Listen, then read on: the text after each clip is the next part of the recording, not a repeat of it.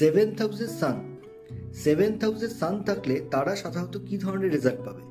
সান যদি সেভেন্থ হাউসে এসে বসে তাহলে সেভেন্থ হাউস সান কিন্তু সেভেন্থ হাউসের কিছুটা হানি ঘটায়, কিন্তু যেহেতু তার দৃষ্টি লগ্নে পড়ছে তাই লগ্নের কিন্তু লাভ ঘটায়। সেভেন্থ হাউস সান ব্যক্তি সাধারণত পাবলিক ফিগার হয়ে থাকে এবং ভীষণ ইন্টেলিজেন্ট হয়ে থাকে, কারণ সানের লগ্নে দৃষ্টি থাকার কারণে। সেভেন্থ হাউস যদি সান প্লেসড হয়, এটি আমাদের ম্যারেজ লাইফের জন্য এবং আমাদের বিজনেস পার্টনারের জন্য কিন্তু একেবারেই ভালো নয়। সেভেন্থ হাউসের সানের উপরে যদি কোনো খারাপ গ্রহের দৃষ্টি চলে আসে তাহলে ব্যক্তিকে কিন্তু কিছু খারাপ রিজনের জন্য জানা যেতে পারে।